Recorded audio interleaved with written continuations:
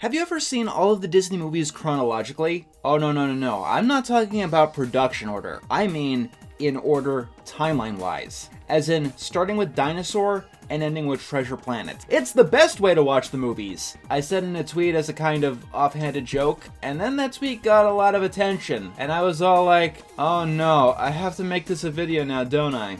So, that's what we're doing today. The long-awaited Disney timeline. Paid $9 for this? I paid 10. I thought this was gonna be like a quick little fun project, especially since I was familiar with most of the Disney films, but figuring out which order they go in turned out to be one of the most in-depth and complicated things that I've ever done with my life, especially for what amounts to essentially a joke. Seriously, beyond just watching the films, I needed to examine these movies frame by frame at certain points, and of course I needed a good dose of historical knowledge to even have a chance. And even then, half this process resulted in me hitting my head against a wall. How difficult could it really be, though, you're probably wondering? I mean, the Pixar people have managed to fit every single one of their films, from A Bug's Life to Cars to Brave, all in one continuous timeline. How much harder could it be to do that with the parent company? Very hard is the answer. The kind of hard that makes me never want to take cartoons seriously again. Which reminds me, I think a disclaimer is in order here. We are going to be taking things very seriously today, and we're going to be taking cartoons very literally. More than I usually do. We're going to be looking at the technology and the most minute details in each and every single one of the Disney films, examining every single implication of each line of dialogue in a highly obsessed, relatively annoying way. It is still all in good fun.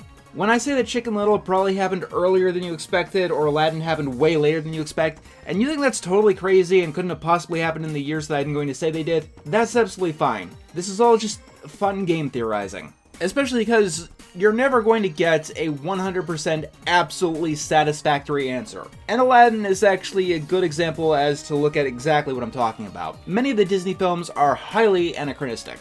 The genie is throwing up pop culture references all the time, Kronk and Cusco eat at a diner in the Incan Empire, and Merlin launches himself to an island that hasn't even been discovered yet. Ralph says that he hasn't had a friend for 27 years and breaks the internet, when the first movie started off with the 30th anniversary of his game.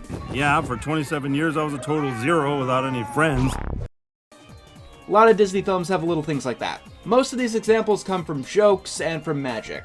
The genie has so many pop culture references from the 1990s that there is a legitimate theory out there that when he says that Aladdin's clothes are so 3rd century, he's actually talking about the year 10,200 and not the actual year 200. And the people who put together this theory have a ton of evidence that they can find in Aladdin. And this all poses some questions for what we're trying to do here.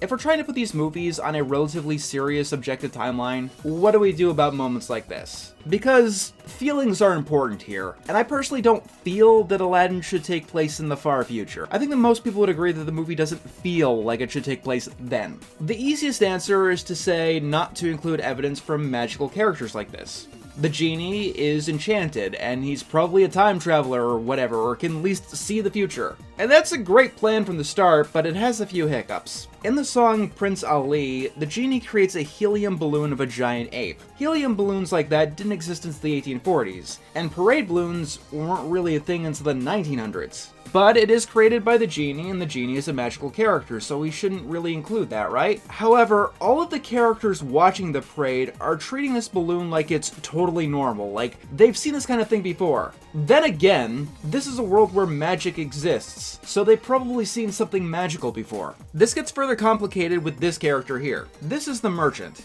and he actually gives information that might help pinpoint when Aladdin takes place. However, behind-the-scenes comments revealed that he was supposed to be the genie in disguise. That was the original intention. However, all of the movies never confirmed this, and King of Thieves actually goes against that idea. Speaking of which, many of these movies do have sequels and television shows that, complicate what we're doing. There's an episode of the Timon and Pumbaa show where the two of them live to the year 2090. Also, there's another episode where Timon goes to hell. It has nothing to do with anything here, but I just want to point this out. There's an episode of the Lion King TV show where it is objectively stated that Timon is destined to go to hell. I think the point I'm trying to bring up is that somewhere along the way, we're going to have to ignore certain aspects of certain movies, or include very weird curveballs to actually build a comfortable form of this timeline. or our brains are going to explode. I'm going to try and be as objective and in-depth as I can, using the information from their movies, their sequels, the TV shows, and behind-the-scenes comments, and even from the original source material that many of these movies are based on. Not from the remakes though, those don't count at all. Even I only have so much patience. I can show you the world. Then do it! Fucking do it! All you're showing her is clouds, which she can see from the ground, and a bunch of fucking water that no one can see because the lighting in this movie is shit! My god, this is worse than when they were singing Can You Feel the Love Tonight in the middle of the goddamn day! And even then, there's going to be plenty of debate, and I'd love to hear some of your disagreements in the comments below. My goal here is to narrow down each of the movies as much as possible. Get the exact year in them if I can manage it. Although we won't be able to get that in most films, spoiler alert. The ideal is giving us a relatively objective final order. That would be fine enough for me. Also, side note, a lot of these movies in the canon do have backstory segments, like Atlantis or Princess and the Frog. I'm not counting those aren't placed in the timeline, we're counting the main meat of the movie. For example, Princess and the Frog will be placed during Tiana's adulthood and not during the childhood beginning. There are movies that we will have to split, but we'll deal with that at the end. And one more final bit of preamble here. I'd like to give a huge shout out to this channel here, Mickeyology. It's run by a teacher, Austin Rathall, and it's basically his thing figuring out both when and where each Disney, Pixar, and beyond movie took place, using actual historical set pieces within the movies. Now, in most cases, with this project, I did come to my own conclusions, and Mickeyology hasn't covered all of the Disney films as of present. But I will say his channel was a huge help in basically checking my work. And I'd highly recommend checking that channel out, especially if you also want to know where the films take place. Also, a big shout out to these guys here who helped me with a lot of the research on this video, because there was a surprisingly large amount of research on this video. At present, from Snow White and the Seven Dwarfs to Zootopia 2, there are 64 canon Disney films. Someday we'll probably do the extra stuff like Brave Little Toaster and Goofy Movie, but the 64 films alone were hell enough, so we're sticking with the 64 films.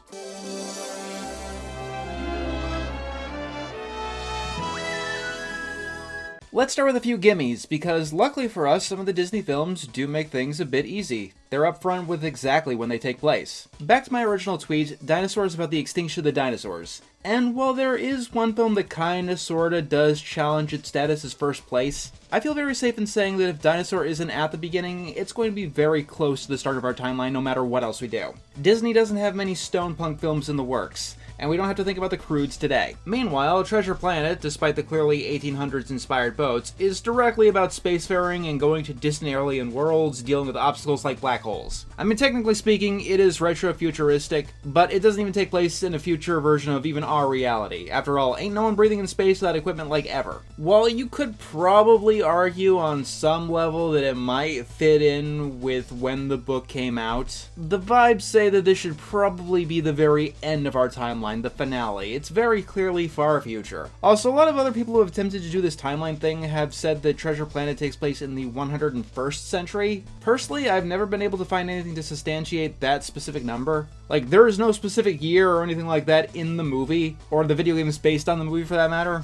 I have no idea where people have gotten that specific number. If you do know, please tell me. We could also be pretty sure of where Brother Bear goes in the timeline. While the date is never specifically stated in the film, it takes place just post-Ice Age. There's woolly mammoths in the film, for example. Its placement is quite clear, and it's going to be very early on in the timeline. Maybe even number 2 or 3. A lot of people go with the date 10,000 BC, and that's good enough for me.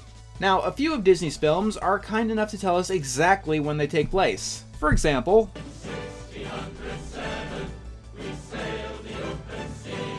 thank you, Pocahontas. This is the only thing that I will ever like about the film Pocahontas.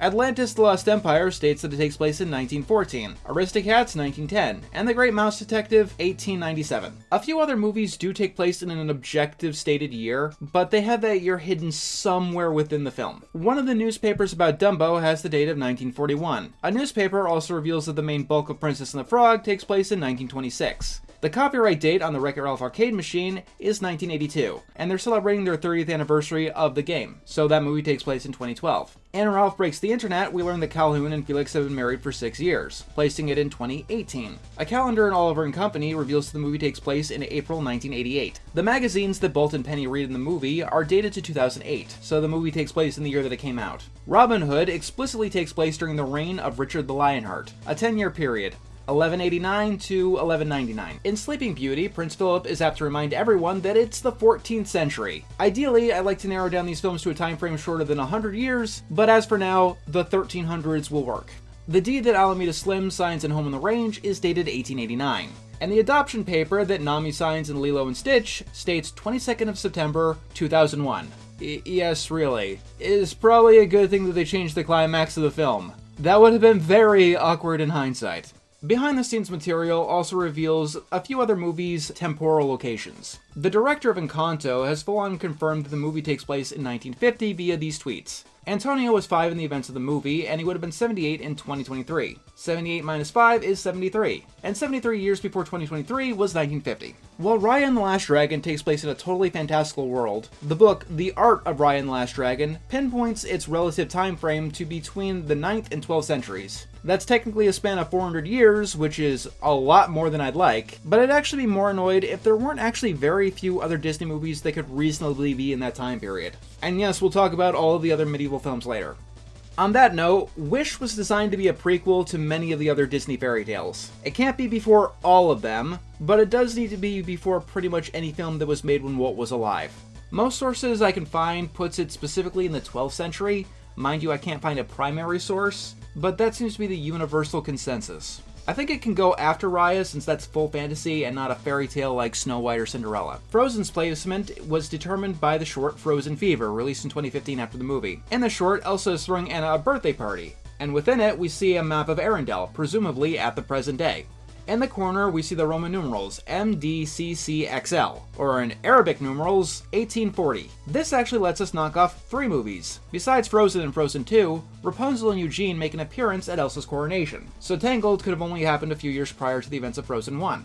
So how's our timeline looking so far? Actually, it's coming along pretty nicely, and it's pretty neat so far. However, for better or worse, these are the only films that we could be absolutely 100% objectively sure of with no theorizing at all needed. Like, if you say that Atlantis takes place in 1957, you're just objectively wrong. The rest of the movies aren't going to be so easy to pin down, but there are plenty of clues we can find to figure out where they go in the timeline.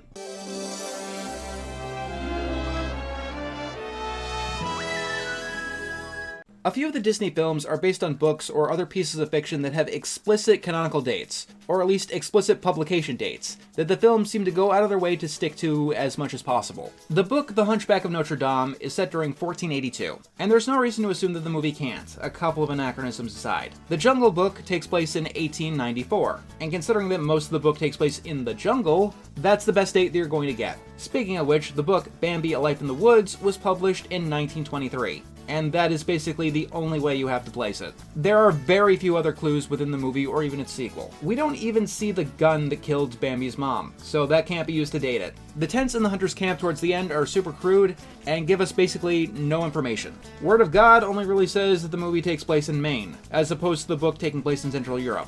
The Peter Pan play takes place in 1904. Alice in Wonderland is generally understood to take place on July 4th, 1862, and Pinocchio was published in 1883, and it definitely feels like it goes somewhere around there. Pleasure Island being the clear reason why. The Winnie the Pooh stories were written in the 1920s, and there's no reason that the movies can't take place there. Finally, The Little Mermaid. Disney has a ton of fairy tales, obviously. Most of them do take place in different times, and even in different places than they were written. Like, keep in mind, the oldest versions of the story Cinderella were actually Chinese, but the movie Little Mermaid actually seems to take place around the time that Hans Christian Andersen published the fairy tale, in 1837. This comes from the designs of the ship in the film. Then we have Tarzan. This is a weird one. For some reason, Disney had the film take place earlier than the book. The book was published at the start of the 20th century, although the movie clearly takes place like 20 years earlier, at the height of the Victorian era. Finally, we have The Black Cauldron, based on the first 2 books of the Chronicles of Prydain series. Like with Raya, this takes place in a completely fantastical fictional world, Black Cauldron specifically being in an alternate version of Wales. And like medieval fantasy, most of it lumps all of the medieval era together. The tone of the movie specifically feels very early Middle Ages, and the general vibe of the internet seems to place it roughly in the 10th century. And I guess that's good enough. There is one more Disney film that is based on a book that does take place in a relatively known time, and that's The Lion King, which was one of the more weird films to place. The Lion King, if you don't know, is kind of sort of based on Hamlet, and Hamlet is set somewhere in the 1300s or the 1400s. The Lion King 1 and 2 star an entirely animal cast. There is not a single human character among them. So technically speaking, you could place these movies literally anywhere as long as lions are a thing, and lions have been a thing for over 1 million years. Of course, Lion King 1 and 2 are not the only Lion King media out there. So let's talk about the expanded media. The Timon and Pumbaa show, as I stated previously, is insane. There is one episode that explicitly states that it does take place in 1995, implying that the movie takes place in 1994, because that was the year that that episode came out. However, that is also the episode where Timon and Pumbaa stay in a tree until the year 2090. Unlike some of the other spin-off shows like the Aladdin or Emperor's New Groove show, the Timon and Pumbaa show is very Looney Tunes. They can interact with people or scenarios from every time period, like another one has them talking to a Roman emperor. So it can't really be utilized for something like this with any degree of confidence. Lastly, we have Lion King 1.5, where the Timon and Pumbaa are watching The Lion King in a movie theater as if The Lion King was a movie, like, in-universe. And in that movie, even Simba comes in at the end, claiming that they're watching the movie. Like, The Lion King is a movie in universe. Like, this is something like Roger Rabbit, like they're actors. This is all a lot of confusing nothing, but the best way to place Lion King is to assume that it's also an in-universe adaptation of Hamlet, which once again takes place in the 13 or 1400s.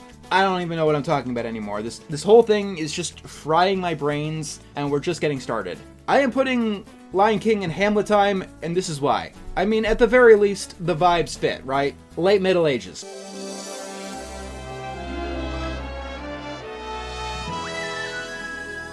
Next up, things are going to be a little bit trickier. There are a bunch of Disney films that don't tell us explicitly when they take place, but they have clues within the film that can help us easily infer where they go. 101 Dalmatians presents us with this calendar. The film was released in 1961, and December of 1961 did not look like that. Dalmatians is obviously a contemporary film for the time, and the closest year with a December that did look like that, where December 1st landed on a Wednesday, was 1954, so we can assume the film goes there. In Big Hero 6, there's a trolley in the film that has an ad celebrating 95 years of the Golden Gate Bridge. The Golden Gate Bridge was opened in 1937. You add 95 to that, you get 2032. Chicken Little is one of the more interesting films to talk about here. The opening chaos has a bunch of characters watching Raiders of the Lost Ark in theaters, which debuted in 1981. Most of the movie takes place a year after that, so I'll place it in 1982. Now, there are a couple of caveats here because of the kind of film that Chicken Little is. One scene has Chicken's friends singing on a karaoke machine, which did exist in the 1980s, but the song they sing is Wannabe, which came out in 1996. The characters also pull out flip phones at one point, and that style also debuted in the mid to late 90s, which does push it further and further in the timeline to closer when it came out,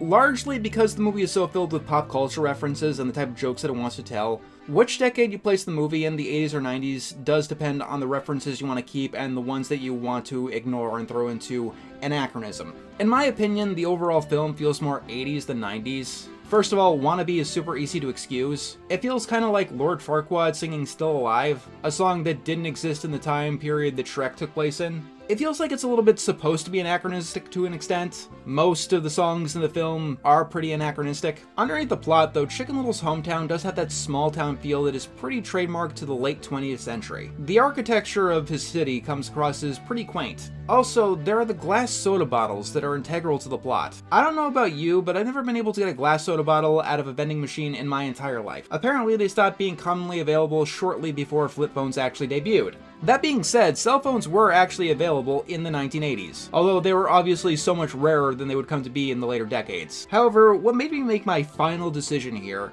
is the movie at the start. Indiana Jones has been re-released plenty of times in the theaters. However, you'll notice that the movie is not titled Indiana Jones. The movie is titled Raiders of the Lost Ark. The movie was renamed when they made more Indiana Jones films to Indiana Jones and the Raiders of the Lost Ark. The fact that the movie is simply called Raiders of the Lost Ark puts it in a very specific time for my mind. Speaking of Indiana Jones, you ever notice how Strange World Jack's the font from Indiana Jones? That's actually not a coincidence. While it takes place in an entirely fictional universe, it is inspired by a lot of the pulp fiction that inspired Indiana Jones. And it shows with the movie's retro-futuristic take on the technology from that era. Any Indiana Jones worth watching takes place in the 1940s, so we'll place Strange World there. Even though, once again, it does take place in an entirely fictional universe.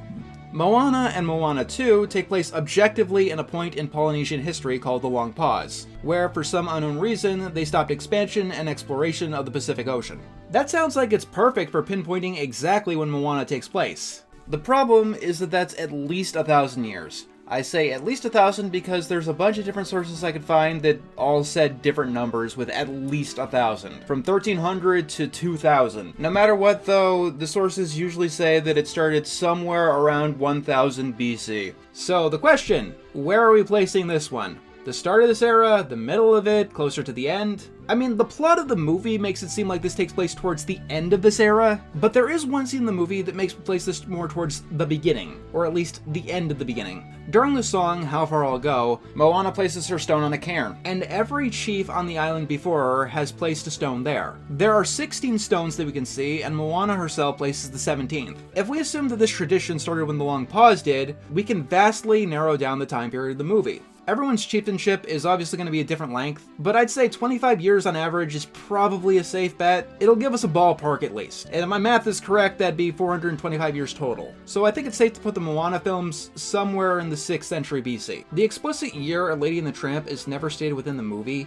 It has to take place in the 1900s decade, or at least the 1910s decade. The second film has a newspaper headline to the sinking of the Titanic. Most sources seem to place the film in 1909 explicitly, or 1910 because the movie starts at the tail end of one year, which is fine for me. Zootopia and its sequel are contemporary films that clearly take place relatively to when the first one came out. Judy Hopps does start work as a police officer on Monday, April the 20th. And the closest year that has a date that looks like that from the release of the movie is 2015. And Zootopia 2 starts shortly after Zootopia 1. My final placement in this category would be Hercules. This is a movie that has a lot of anachronisms in it, but the myth of the character takes place in the 13th century BC, or 1200 years before zero. So that's the best placement you're gonna get. Unless you want to place it at the same time that The Lion King happened because of that reference to Scar. I'm not doing that because how Scar was killed, I don't think his pelt would have been salvageable.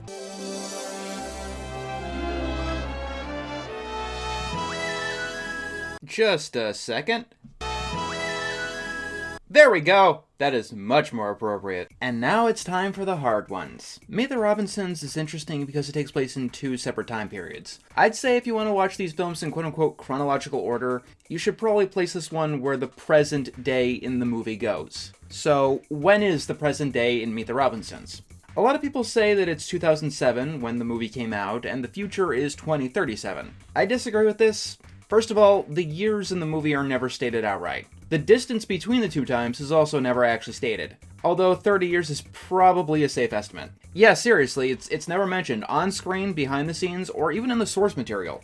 Actually, fun fact, I bought the book that the movie is based on for this project, A Day with Wilbur Robinson, and to my outright shock, that book doesn't even have time travel. I mean, there is a time machine, and it's how the dinosaur gets into the story, but like, it all takes place in one time period. The narrator, who is unnamed, is just the friend of Wilbur Robinson. But going back to that book, the designs in it for the characters are very 1950s. Just look at this fashion sense. And I think the movie definitely adapts that style to its present day. Like, Lewis wears a sweater vest, but more out there is young Franny. Her outfit absolutely screams the 1950s.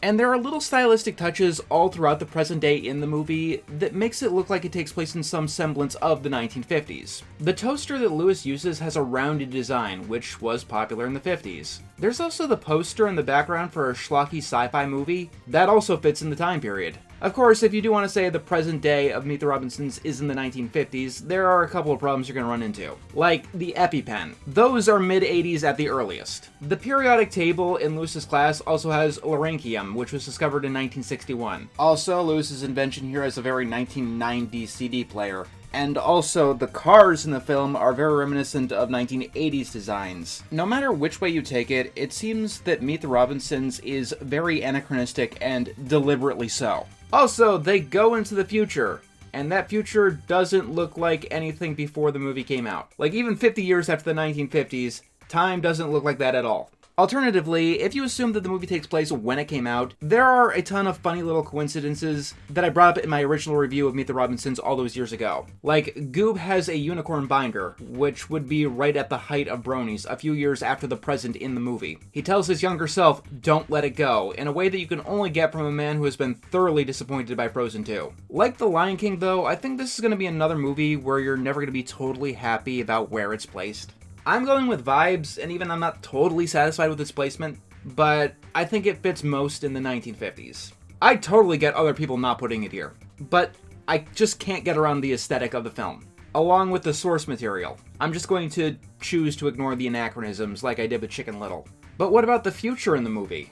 I mean, what about the future? Of course our future doesn't look like that. We don't have Lewis in our world, unfortunately. The other big, crazy one that you're absolutely 100% going to disagree with me on is Aladdin. Because of the style of that movie, with all the pop culture references, there are a ton of places that you can put it. A lot of the lines of the dialogue are actually very contradictory as to exactly when you can place it. That Fez and Best combo is much too 3rd century. Because of that line, the movie has to take place in the 4th century, right? Actually, no. Objectively, I'd have to say that Aladdin has to take place at least in the year 1500. And I have reasons that have nothing to do with magic, nothing to do with Genie, nothing to do with Jafar. In the song One Jump Ahead, Abu steals a bunch of fruit in front of a pineapple. If you don't know, the pineapple is a New World fruit, native to Central America. The fact that the film takes place after the year 1500 is further evidenced if you want to count the merchant at the beginning as well, mentioning julienne fries, which are made of potato, which also come from the Western Hemisphere. Of course, you probably don't want to follow the merchant's line of logic too far. This is the famous Dead Sea Tupperware. Listen. Still good.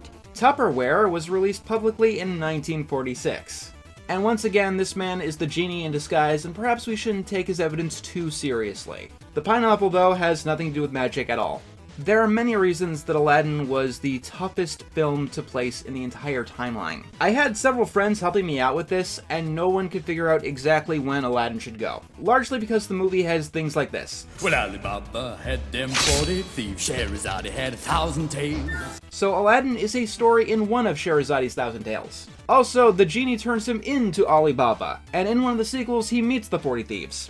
Of course, we were able to find some clues elsewhere in the movie that didn't involve any sort of magic, and that came from the whole New World scene, where Aladdin and Jasmine go from monument to monument around the world. But even here, we had to ignore something, and that's the Sphinx losing its nose. While no one knows the exact date, it probably happened in the 1300s. You know, before pineapples were introduced to the Eastern Hemisphere. But the thing that stood out the most during the song was the fireworks. Now, fireworks have existed for a long time, and they've been used in shows for like over 1,000 years. However, modern fireworks, fireworks with color, were only invented as recently as the 1830s. Also note that there are blue fireworks among them. Blue fireworks were for the longest time pretty elusive, as they're the hardest color of fireworks to make. So the fireworks show that Aladdin and Jasmine are watching probably isn't anywhere near the first show with colored fireworks. They watched the show in what looks to be the Forbidden Palace, and it's worth noting that that was turned into a museum in 1925. So, with non-magical evidence, I'm going to have to place Aladdin somewhere between the 1830s and 1925. Even then, we're trying to make a linear timeline, and a ton of other movies take place in that entire range. So, even with that, I have to narrow down Aladdin even more. Which is where the Aladdin TV show comes in. I watched a few episodes that I thought would be helpful. And I found this really stupid coincidence that was so stupid I loved it and I had to go with it. So there's the episode Much Ado About Something, where the group comes across a Tyrannosaurus Rex. Yes, in the Aladdin TV show, this is an obstacle that Aladdin and his friends must face. It's worth noting that Aladdin doesn't know what the T-Rex is. Guess this pretty much clears up that ancient peril mystery. What is that? Big. So that led to my first question, because I'm very strange. When was the T-Rex actually discovered? 1902, although it was named as such in 1905. Considering that Aladdin is a prospective prince and he's traveled all over the world at this point, I have a feeling that he'd be up and up on such discoveries. So I'm assuming that he would know what a T-Rex was roughly around the time that it was discovered. And I can narrow down the time frame of Aladdin even further with another episode, Lost and Founded. This is the episode about going back in time to the founding of Agrabah, and I thought it'd be very, very helpful for this stupid project. And it turned out, it had an absolutely strangely valuable clue, just not the way that I expected it to. In the episode, Iago is selling a bunch of merchandise to exploit Founders Day, and one of the things that he is selling is a baseball cap. Like a modern baseball cap. It's explicitly a cap, specifically with a logo on it. And then the funniest thing happened. So, monograms were added to baseball caps in the year 1894. Do you know the year they first put actual mascots on baseball caps? 1901. Yes, the genie does help Iago create these, but I cannot pass up this coincidence. The only year in history that Aladdin could not know what a T-Rex is, and at the same time buy a baseball hat with a mascot on it, was 1901. Aladdin probably doesn't go here. You could logic your way out of it very easily, but that is too stupidly perfect for me to put Aladdin anywhere else. The Emperor's New Groove was pretty tricky for similar reasons. It doesn't give us a lot of information. I mean, it clearly takes place in the Incan Empire. Cusco is named after the capital of the empire. But beyond that, there isn't much information. At least information that isn't immediately inaccurate. No one has ever been this cool in 1,000 years of aristocracy. So the Incan Empire did not last 1,000 years. Like, it lasted about 100 years. But assuming that the Emperor's New Groove just takes place in the Incan Empire does narrow down our time frame quite a bit. From 1438 to 1533, which, for our purposes now, is fine. Believe it or not, one of the most annoying films to timeline in the entire canon was The Sword and the Stone. I mean, it obviously takes place in the Middle Ages. And yeah, it takes place in the Middle Ages, but like, when in the Middle Ages? The Middle Ages was 1,000 years of time. And when you start watching it and analyzing it, it is actually one of the most anachronistic films in the whole lineup. So, you base it on the legend, right? King Arthur is said to have lived in the 5th or 6th centuries. Merlin even has a line in the film that lines up with that.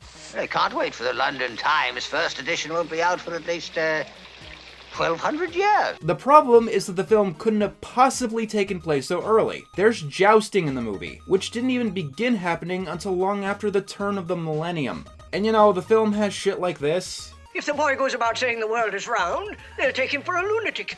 Okay, so in the medieval ages, people knew the world was round. They knew the world wasn't flat. The only time in like the entirety of AD that people think that the world is flat is now. Also, Merlin is suffering from dementia. The New World wasn't discovered in 1492. The Vikings were here long before that. This film is filled with so much outdated misinformation that makes no sense. Merlin's owl isn't much better, so he tries to teach Arthur the alphabet. The alphabet that he tries to teach Arthur includes the letter J. Here's a little fun fact for you. The letter J was not added to the alphabet until after the Middle Ages entirely. It wasn't added to the English alphabet until after Shakespeare died. This is why we don't take animation this literal. Because if you take Sword in the Stone as a literal historical piece, it makes no fucking sense. Which is kind of bonkers because this is one that does want to try to take place in a very specific time. Like, it wants to take place during the time of King Arthur. But it is an anachronistic mess. Beyond medieval. Like this is a Dungeons and Dragons campaign. It's not a satisfactory answer, but I am going to place it in the 5th century to line up with the myth. Because there are other animated movies that do involve King Arthur, and I know, for a fact, that this is not the last time I am going to make a video like this. I know, in the comments, I am going to get so many requests to do the DreamWorks version. And maybe one day, when I go batshit insane, we're gonna have a full timeline of all of the animated movies ever. And it's gonna be the most beautiful waste of time in my life. I'm gonna love it.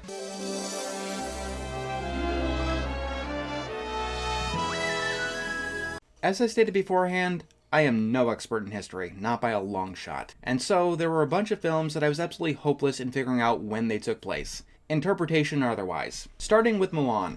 There's a YouTuber, Ziren Zhao, who deduced that the movie takes place in 497, and I'll take her word for it and leave the video where she deduces this in the description. She's also gone pretty in-depth with how culturally accurate or inaccurate as the case may be about the entire Mulan franchise. Beyond that though, most of this section is coming from Mickeyology. I'll be paraphrasing heavily, so keep that in mind. Starting with Beauty and the Beast. The fashions in the film and the architecture of the Beast Castle place it in the late 18th century. And by that I mean like just before the French Revolution in 1789. Which is probably one of the reasons that the sequels weren't sequels. I don't think the Beast would have survived. Most people specifically put that film in the 1770s. The fashions in Cinderella painted about a century later during the Victorian era, roughly around the 1870s, and the fashion and architecture put Snow White clearly in the 1500s. It must take place after the year 1500 because there are raccoons in it, and raccoons are native to the New World. So, the rescuers, there's a helicopter that lands on what appears to be the MetLife building. The helipad was only operational during the 60s, for the most part, so the film must take place during that decade. Meanwhile, in The Rescuers Down Under, late 80s computer technology systems are shown, putting the film sometime around there. Yes, mice don't live for over a decade, but it's a cartoon. And if the chipmunks Chip and Dale can live for over 30 years and have BoJack Horseman syndrome, I don't see why the rescuers can have long and unfruitful lives because Bernard can't get over himself to propose. Like, the only 5 people who have ever seen these films will get that joke. Most of the clues of when Fox and the Hound takes place actually come from its sequel. Fox and the Hound 2, they mention the Grand Ole Opry, which opened in the 1920s. And most of the fairground rides they visit pinpoint the movies to somewhere around the 1930s. Probably sometime after the height of the Great Depression, but before World War II started.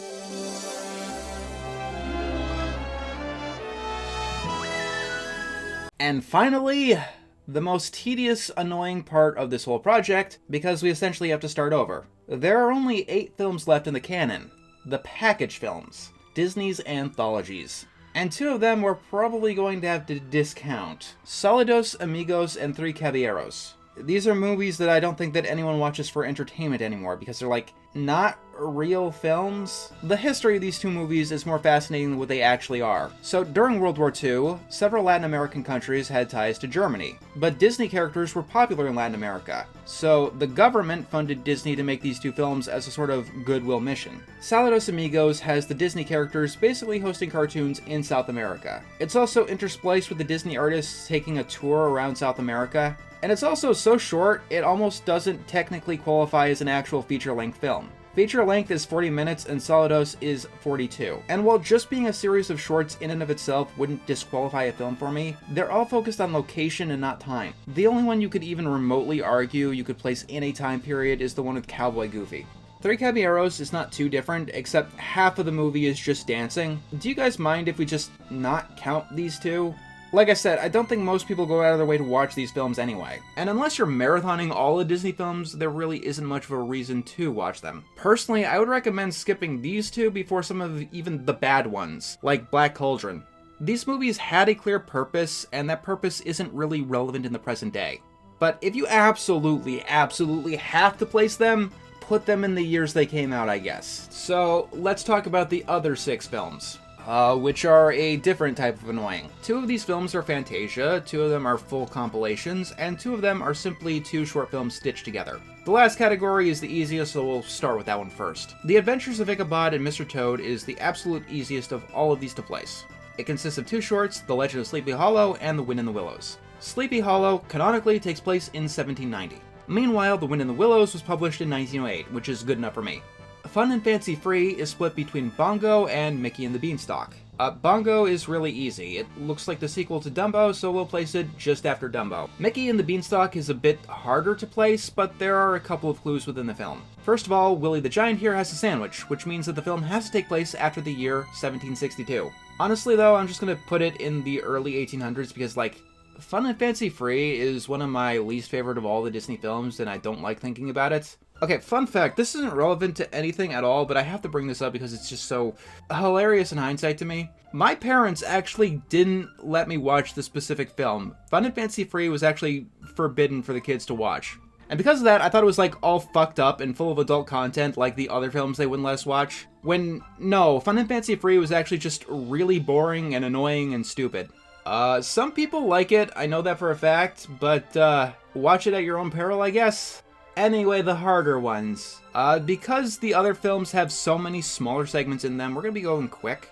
So buckle up, ladies and gentlemen. Next up is Fantasia. The original Fantasia consists of 8 segments, although we won't be dealing with the first one at all. Toccata and Fugue in D minor is abstract shapes and forms. It's not a time period, you can't place it anywhere. Same deal with Meet the Soundtrack, it's an intermission. So let's talk about the other 6 shorts. Rite of Spring showcases the evolution of life on Earth up until the extinction of the dinosaurs. This would be the first in our timeline, before Dinosaur. The most famous short in this package is Sorcerer's Apprentice. This is based on a poem that was written in 1797, and it's safe to assume that the film takes place then. The Pastoral Symphony feels very much like it'd be a precursor to Hercules. You know, it's about Greek gods having a party before Zeus interrupts everything. 2 of the films are based on ballets, The Nutcracker Suite, which was written in 1892, and Dance of the Hours, which was written in 1876. And finally, Night on Bald Mountain. So this short actually depicts something in Slavic mythology. Chernobog is the name of a Slavic god, and Bald Mountain is actually the highest peak in Slovenia, now known as another mountain I can't pronounce. The film takes place on Walpurgis Night, and the first one was in 870. So we'll put Night on Bald Mountain there. Fantasia 2000, with 8 segments once again. One of them is Sorcerer's Apprentice, and we already talked about, we're going to ignore that here. We're also ignoring the opening segment again. Rhapsody in Blue is canonically set in the 1930s, so that's easy. We also have an adaptation of Noah's Ark. The biblical timeline puts that about 2400 BC. There's also an adaptation of The Steadfast Tin Soldier, written in 1838. The Pines of Rome stars flying whales, and I believe that'd go like before Treasure Planet and after everything else. Another vibe-based choice for me, but it feels like a logical progression. The Flamingo short has a very modern style of yo-yo. While they have existed for literally thousands of years, that plastic style and the tricks it does are very modern, like 1990s modern. And finally, the Firebird Suite. I feel like putting that after Dinosaur, but before everything else. It feels very much like a pre-humanity kind of story. And lastly, the anthologies. Let's end this. It'll probably take a while though, because each of them have 10 segments. Fun. Let's just start with Make Mine Music. Once again, we're going to start out by trimming. The 2 Silhouettes short is just that. And after you've gone, it's just a set of musical instruments. You can put them anywhere. On the flip side, the short about the hats feels very 1890s. It's about a fedora falling in love with a blue bonnet. Not too many time periods you can place that. The Martins and the Coys is based on the Hatfields and the McCoys, which started in the 1860s and ended at the 1890s. We'll place this at the tail end of that. Casey at the Bat was written in 1888, and the whole aesthetic of the short is definitely pre-20th century baseball. All the cats join in is very late 50s or early 60s. Blue Bayou, like Bambi or The Lion King, is another film that's all animals. Another vibes-based choice, I'll put it right before Bambi. I don't know, it feels like it perfectly slots in there. Peter and the Wolf was written and composed in 1936, so we'll go with that. Without You is a contemporary short, and the movie came out in 1946. Finally, the newspaper segment about the whale also refers to a report of scientists finding mercury being a new X-ray source. That discovery puts that short firmly in 1934. Hallelujah! We're at the last film! Melody time! This was such a stupid idea, I forget why I did this. This one only has 7 shorts, thank the gods. And I'm discounting Bumble Boogie. It's just a bumblebee and a piano. Let's place the ones we can actually place. The easiest of them all is Johnny Appleseed, which is late 1700s, early 1800s. That's when the guy actually lived. Little Toot is based on a book that was written in 1939. Trees is based on a poem that was written in 1913. Blame It on the Samba is a segment from Solo Dos Amigos that we already discounted, so I'm not counting it. Pico's Bill is obviously a cowboy story, which is right before Home on the Range. And lastly, Once Upon a Wintertime is late Victorian, based on the style of dress clearly. If I could go back in time, I'd stop the Disney package films from existing. They are very tedious.